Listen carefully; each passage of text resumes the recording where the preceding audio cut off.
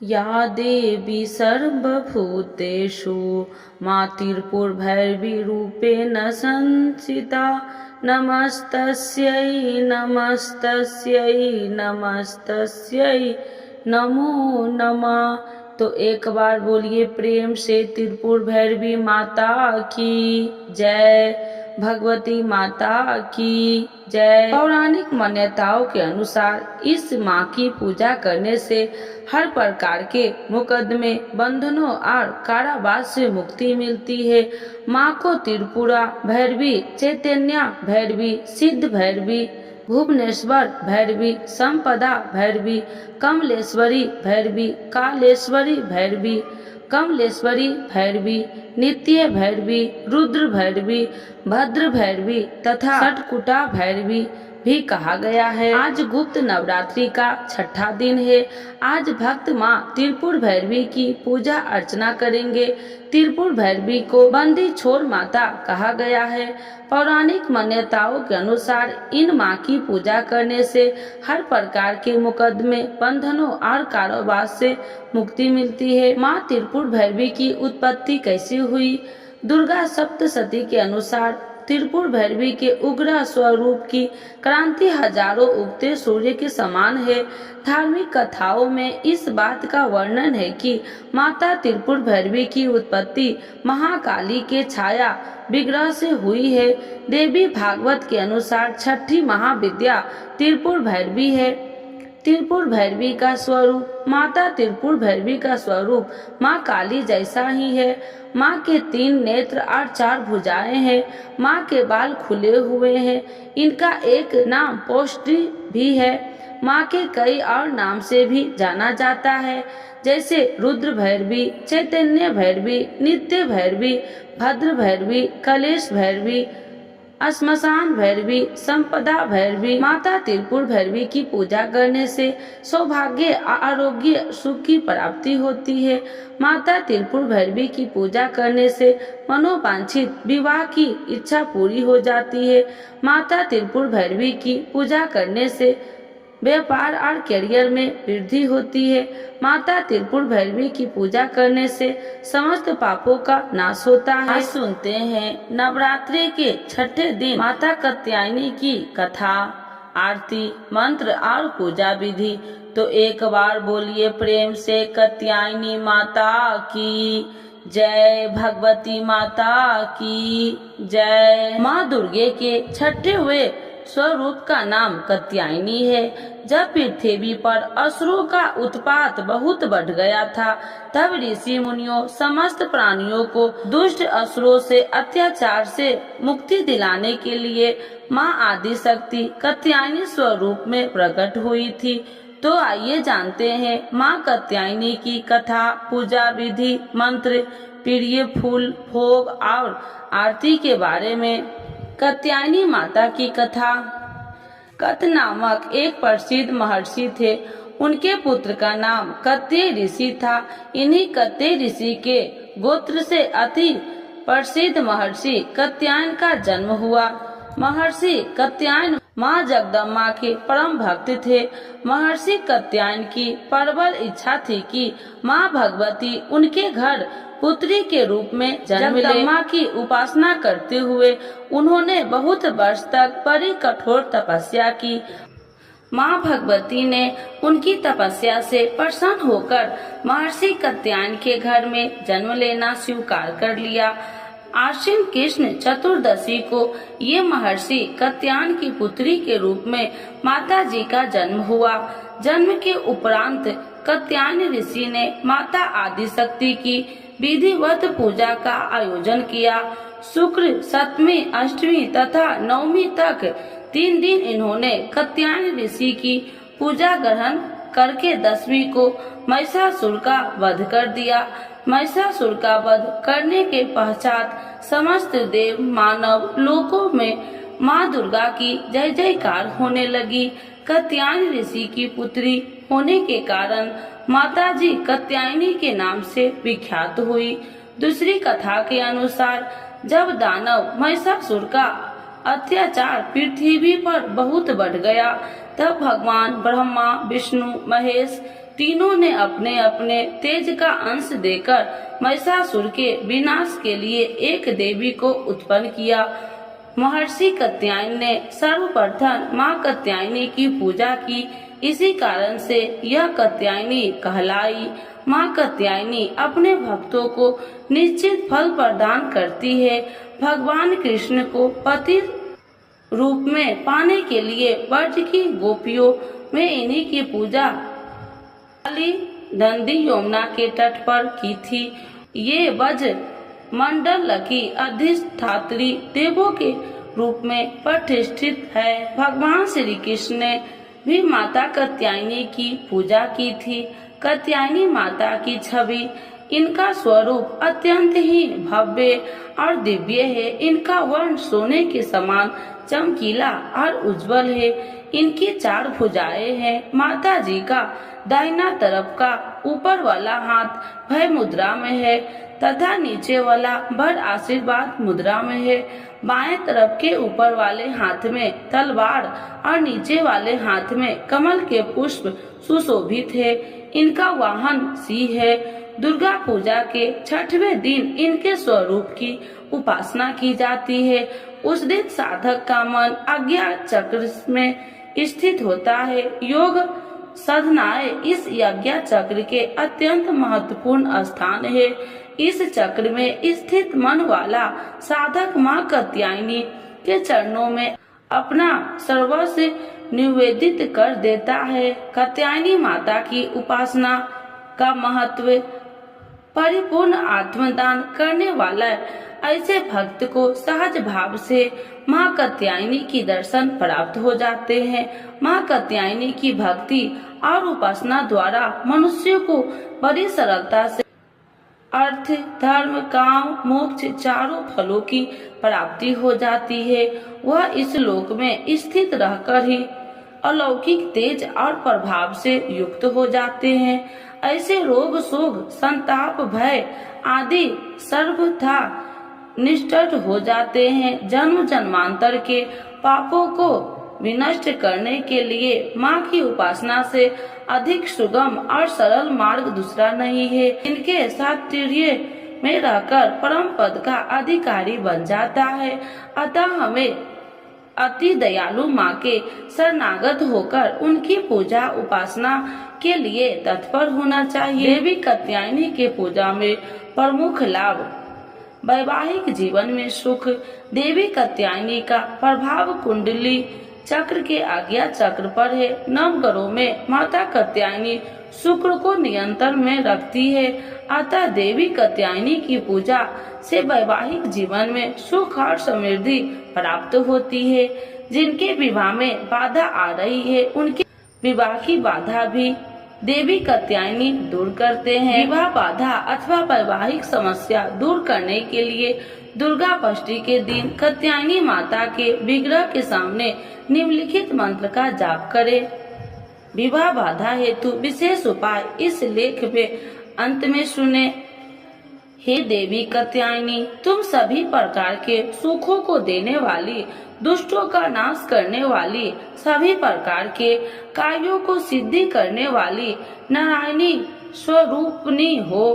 तुम्हें नमस्कार है।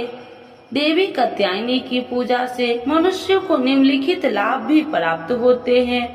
अर्थ की प्राप्ति, धर्म की प्राप्ति, काम की प्राप्ति, मोक्ष की प्राप्ति, अलौकिक तेज और प्रभाव की प्राप्ति, रोग, शोक, संताप, भय आदि से मुक्ति, जन्म जन्मांतर के पापों से मुक्ति। माँ कात्यायनी की पूजा विधि। नवरात्रि के 6ठे दिन देवी कात्यायनी की पूजा की जाती है। यह पूजा विधि यह है कि गोधूली बेला में लाल अथवा पीले वस्त्र पहनकर इनकी पूजा करनी चाहिए। माता को सुगंधित पीले फूल अर्पित करने से शीघ्र विवाह के योग बनते हैं। साथ ही प्रेम संबंधित बाधाएं भी दूर हो जाती है।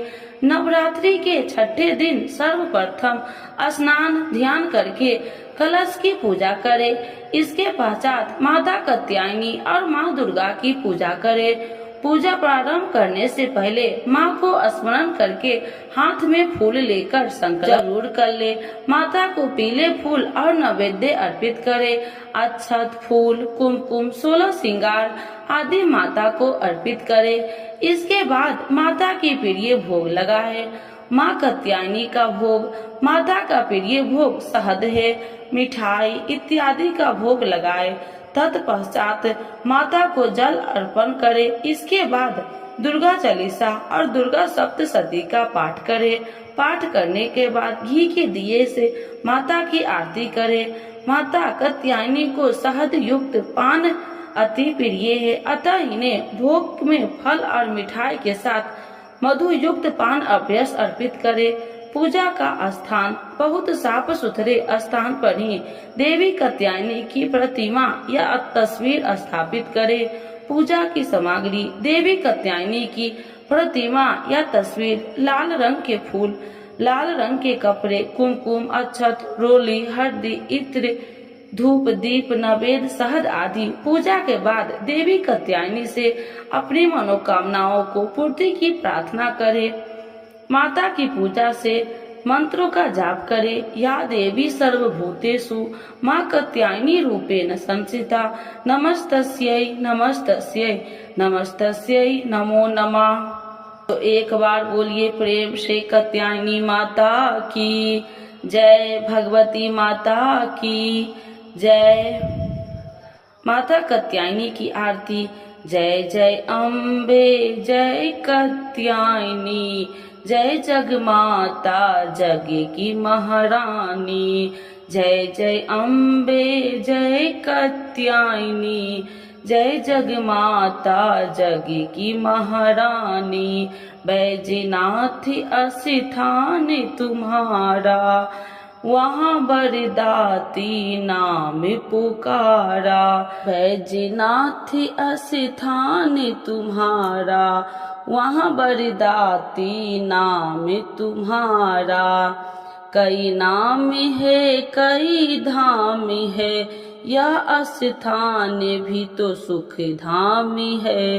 कई नाम है कई धाम है, यह स्थान भी तो सुख धाम है। हर मंदिर में ज्योति तुम्हारी, कई योगेश्वरी महिमा न्यारी। हर मंदिर में ज्योति तुम्हारी, कहीं योगेश्वरी महिमा न्यारी। हर जगह उत्सव होते रहते, हर मंदिर में भक्त है कहते। हर जगह उत्सव होते रहते, हर मंदिर में भक्त है कहते। कात्यायनी रक्षक काया की, ग्रंथि काटे मोह माया की। कात्यायनी रक्षक काया की, ग्रंथि काटे मोह माया की। झूठे मोह से छुड़ाने वाली, अपना नाम जपाने वाली। झूठे मोह से छुड़ाने वाली, अपना नाम जपाने वाली। बृहस्पतिवार को पूजा करिए, ध्यान कात्यायनी का धरिए। बृहस्पतिवार को पूजा करिए, ध्यान कात्यायनी का धरिए। हर संकट को दूर करेगी, भंडारे भरपूर भरेगी। हर संकट को दूर करेगी, भंडारे भरपूर भरेगी। जो भी माँ को भक्त पुकारे, कात्यायनी सब कष्ट निवारे। जो भी माँ को भक्त पुकारे, कात्यायनी सब कष्ट निवारे। तो एक बार बोलिए प्रेम से कात्यायनी माता की जय, भगवती माता की जय। जल्दी विवाह के लिए ऐसे करे माँ कात्यायनी की पूजा। संध्या होने के कुछ समय पहले पीले वस्त्र धारण करे, माँ कात्यायनी के समक्ष घी का दिया जलाए और उन्हें सुगंधित पीले फूल अर्पण करे। इसके बाद 3 कच्ची हल्दी का गांठ भी चढ़ाए। माँ कात्यायनी के मंत्र का जाप करे। हल्दी के तीनों गांठ को पीले कपड़े में बांधकर अपने पास सुरक्षित रख ले। अब माँ कात्यायनी को शहद मधु अर्पित करे। अगर शहद मिट्टी या चांदी के बर्तन से अर्पित किया जाए तो अति उत्तम है। इसे करने से आपके प्रभाव से बढ़ोतरी होगी और आपकी आकर्षण क्षमता भी बढ़ेगी। माता कात्यायनी का चित्र या यंत्र अपने सम्मुख रखकर रक्त पुष्प से पूजन करे। यदि चित्र या मंत्र न मिले तो दुर्गा जी का चित्र अपने सामने रखकर निम्नलिखित मंत्र का 51 माला प्रतिदिन जपे। आपकी मनोकामनाएं अवश्य पूरी होगी। आशा करता हूँ कि मेरा यह प्रयास आपको पसंद आया होगा। इस प्रकार की जानकारी हेतु हमारे चैनल को सब्सक्राइब करें और बेल आइकन घंटी को दबाएं। तो एक बार बोलिए प्रेम से कात्यायनी माता की जय। आइए भक्तों, आज सुनते हैं आषाढ़ गुप्त नवरात्रि में सुने नवरात्रि की कथा। देवियों की मिलेगी कृपा और होगी हर मनोकामना पूर्ण। तो एक बार बोलिए प्रेम से दुर्गा महारानी की जय, भगवती माता की जय। श्री बृहस्पति जी बोले, हे ब्रह्मा जी, आप अत्यंत बुद्धिमान, सर्वशास्त्र और चारों वेदों को जानने वाले में श्रेष्ठ हो। हे प्रभु, कृपा कर मेरा वचन सुनो। चैत्र, आश्विन, माघ और आषाढ़ मास के शुक्ल पक्ष में नवरात्र का व्रत और उत्सव क्यों किया जाता है? हे भगवान, इस व्रत का फल क्या है? किस प्रकार करना उचित है? और पहले इस व्रत को किसने किया, सो विस्तार से कहो। श्री बृहस्पति जी का ऐसा प्रश्न सुनकर ब्रह्मा जी ने कहने लगे, हे बृहस्पति देव, प्राणियों का हित करने की इच्छा से तुमने बहुत ही अच्छा प्रश्न किया है। जो मनुष्य मनोरथ पूर्ण करने वाली दुर्गा महादेवी, सूर्य और नारायण को ध्यान करते हैं, वे मनुष्य धन है। यह नवरात्र व्रत संपूर्ण कामनाओं को पूर्ण करने वाला है। इसके करने से पुत्र चाहने वाले को पुत्र, धन चाहने वाले को धन, विद्या चाहने वाले को विद्या और सुख चाहने वाले को सुख मिलता है। इस व्रत को करने से रोगी मनुष्य को रोग दूर हो जाता है और कारागार में पड़ा हुआ मनुष्य बंधन से छूट जाता है। मनुष्य की तमाम विपत्तियां दूर हो जाती है और उसके घर में संपूर्ण संपत्ति आकार उपस्थित हो जाती है। बंधिया और काक बंधिया के इस व्रत के करने से पुत्र हो जाता है। समस्त पापों को दूर करने वाले इस व्रत के करने से ऐसा कौन सा मनोरथ है जो सिद्ध नहीं हो सकता? यदि व्रत करने वाला मनुष्य सारे दिन का उपवास न कर सके तो एक समय भोजन करे और उस दिन बंधावों सहित नवरात्रि व्रत की कथा श्रवण करे। हे बृहस्पति देव, जिसने पहले इस महाव्रत को किया है, उसका पवित्र इतिहास मैं तुम्हें सुनाता हूँ। तुम सावधान होकर सुनो। इस प्रकार ब्रह्मा जी के वचन सुनकर बृहस्पति जी श्री ओम बोले, हे ब्राह्मण, मनुष्य को कल्याण करने वाले इस व्रत के इतिहास को मेरे लिए कहा। मैं सावधान होकर सुना। श्री ओम रहा हूँ, आपकी शरण आई हूँ, मुझ पर कृपा करो। ब्रह्मा जी बोले, पीठित नाम के मनोहर नगर में एक अनाथ नाम का ब्राह्मण रहता था। वह भगवती दुर्गा का भक्त था। उसके संपूर्ण सत्गुणों से युक्त मानो ब्रह्मा की सबसे पहली रचना हो ऐसी अर्थात नाम वाली सुमित नाम की एक अत्यंत सुंदर कन्या पैदा हुई। वह कन्या सुमित अपने घर के बाल कपन में अपनी सहेलिया के साथ कीड़ा करती हुई इस प्रकार बढ़ने लगी जैसे शुक्ल पक्ष में चंद्रमा की कला बढ़ती है। उसका पिता प्रतिदिन दुर्गा की पूजा और होम किया करता था। उस समय वह भी नियम से वहाँ उपस्थित होती थी। एक दिन वह सुमित अपनी सखियों के साथ खेलने लग गई और भगवती के पूजन में उपस्थित नहीं हुई। इसके पिता को पुत्री की ऐसी असावधानियां देखकर क्रोध आया और पुत्री से कहने लगे कि हे दुष्ट पुत्री, आज प्रातः से तुमने भगवती की पूजा नहीं किया। इस प्रकार मैं किसी कुष्ठी और जय माता दी दरिद्र मनुष्य के साथ तेरा विवाह करूंगा। इस प्रकार कुपित पिता के वचन सुनकर सुमित को बड़ा दुख हुआ और पिता से कहने लगे कि हे पिताजी, मैं आपकी कन्या हूँ, मैं आपके सब तरह से अधीन हूँ। जैसे आपकी इच्छा हो मेरा विवाह कर सकते हो। होगा वही जो मेरे भाग्य में लिखा है। मेरा तो इस पर पूर्ण विश्वास है।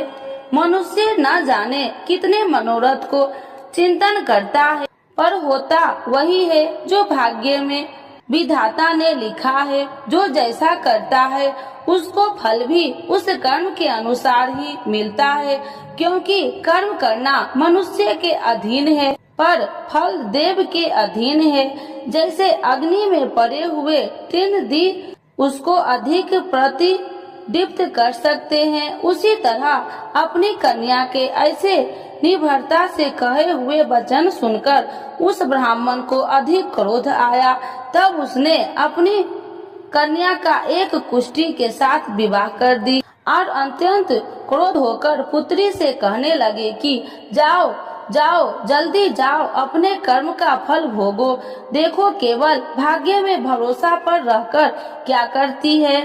इस प्रकार से कहे हुए पिता के कुटु वचन को सुनकर सुमित अपने मन में विचार करने लगे कि अहो, मेरा बड़ा दुर्भाग्य है जिसने मुझे ऐसा पति मिला है। इस तरह अपने दुख का विचार करते हुए वह सुमित अपने पति के साथ वन चली गई और भयानक वन में कुशा युक्त उस स्थान पर उन्होंने वह रात बड़े कष्ट से व्यतीत की। उस गरीब बालिका की ऐसा दशा देखकर भगवती पूर्व पुण्य के प्रभाव से प्रकट होकर सुमित से कहने लगे कि हे ब्राह्मणी, मैं तुम पर प्रसन्न हूँ। तुम जो चाहो वरदान मांग सकती हो। मैं प्रसन्न होने पर मनोवांछित फल देने वाली हूँ। इस प्रकार भगवती दुर्गा का वचन सुनकर ब्राह्मणी कहने लगे कि आप कौन है जो मुझ पर प्रसन्न हुई हो। यह सब मेरे लिए कहा और अपनी कृपा दृष्टि से मुझ दासी को कृतार्थ करो। ऐसा ब्राह्मणी का वचन सुनकर देवी कहने लगे कि मैं आदि शक्ति हूँ और मैं ही ब्रह्मा विद्या हूँ और सरस्वती भी हूँ। मैं प्रसन्न होने पर प्राणियों को दुख दूर कर उसको सुख प्रदान करती हूँ।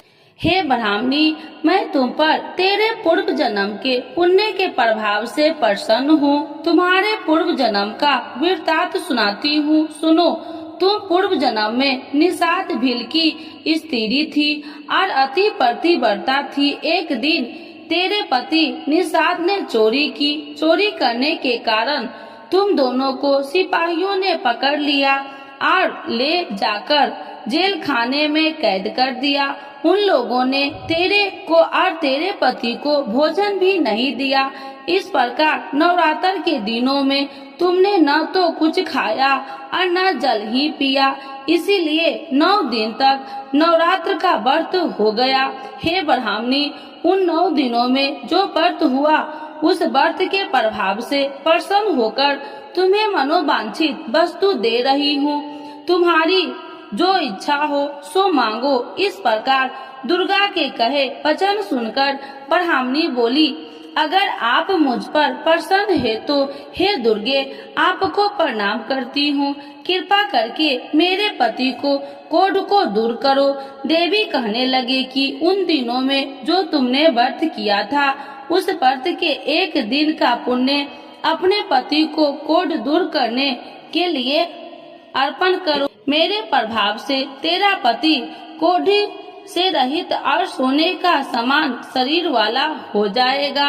ब्रह्मा जी बोले। इस प्रकार देवी का वचन सुनकर वह ब्राह्मणी बहुत प्रसन्न हुई और पति को निरोग करने की इच्छा से ठीक है ऐसी बोली। तब एक उसके पति का शरीर भगवती दुर्गा की कृपा से कुष्ठहीन होकर अति कांति युक्त हो गया, जिसकी कांति के सामने चंद्रमा की कांति भी क्षीण हो जाती है।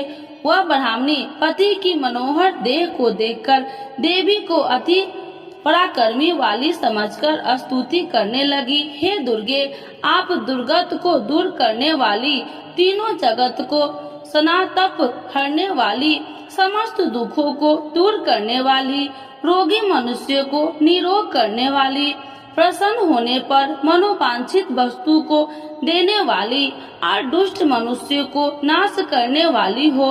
तुम ही सारे जगत की माता और पिता हो। हे अम्बे, मुझ अपराध रहित अबला की मेरे पिता ने कुष्ठ के साथ विवाह कर मुझे घर से निकाल दिया। उसकी निकाली हुई मैं पृथ्वी पर घूमने लगी। आपने ही मेरा इस आपत्ति रूपी समुद्र से उद्धार किया है। हे देवी, आपको प्रणाम करती हूँ, मुझ दिन की रक्षा करो। ब्रह्मा जी बोले कि हे बृहस्पति, इसी प्रकार उस सुमित ने मन से देवी की बहुत स्तुति की। उससे की हुई स्तुति सुनकर देवी को बहुत संतोष हुआ और ब्राह्मणी से कहने लगी कि हे ब्राह्मणी, तुम्हारे उद्याल नाम का एक अति बुद्धिमान, धनवान, कार्तिवान और जितेंद्रिय पुत्र शीघ्र ही होगा। ऐसा कहकर वह देवी उस ब्राह्मणी से फिर कहने लगी कि हे ब्राह्मणी, और जो कुछ तेरी इच्छा हो वही मनोवांछित वस्तु तुम मांग सकती हो। ऐसा भगवती दुर्गा का वचन सुनकर सुमित बोली कि हे भगवती दुर्गे, अगर आप मेरे पर प्रसन्न है तो कृपा कर मुझे नवरात्रि विधि बताइए। हे दयावती, जिस विधि से नवरात्र व्रत करने से आप प्रसन्न होते हैं, उस विधि और उसके फल को मेरे लिए विस्तार से वर्णन करें। उस प्रकार ब्राह्मणी के वचन सुनकर दुर्गा कहने लगी कि हे ब्राह्मणी, मैं तुम्हारे लिए संपूर्ण पापों को दूर करने वाली नवरात्र व्रत विधि को बतलाती हूँ, जिसको सुनने से तमाम पापों से छुटकारा, मोक्ष की प्राप्ति हो जाती है। आश्विन मास के शुक्ल पक्ष की प्रतिपदा से लेकर 9 दिन तक विधि पूर्वक व्रत करे। यदि दिन भर का व्रत न कर सके तो एक समय का भोजन करे। पढ़े लिखे ब्राह्मणों से पूछकर घट स्थापना करे और वाटिका बनाकर उसको प्रतिदिन जल से सींचे। महाकाली, महालक्ष्मी और महासरस्वती की मूर्तियां बनाकर उसकी नित्य विधि सहित पूजा करे और पुरुषों से विधि पूर्वक अर्घ्य दे। बिजोड़ा के फूल से अर्घ्य देने से रूप की प्राप्ति होती है। जय फल से कीर्ति, दाख से कार्य की सिद्धि होती है। आंवले से सुख और केले के भूषण की प्राप्ति होती है। इस प्रकार फलों से अर्घ्य देकर यथा विधि हवन करे। खंड, घी, गेहूं, शहद और तिल, बिल्व, नारियल, दाख और कदम, इनसे हवन करे। गेहूं होम करने से लक्ष्मी की प्राप्ति होती है। खीर व चंपा के पुष्प से धन और रत्नों से तेज और सुख की प्राप्ति होती है। आंवलों से कीर्ति और केले से पुत्र हो। कमल से राज, सम्मान और दुखों से सुख संपत्ति की प्राप्ति होती है।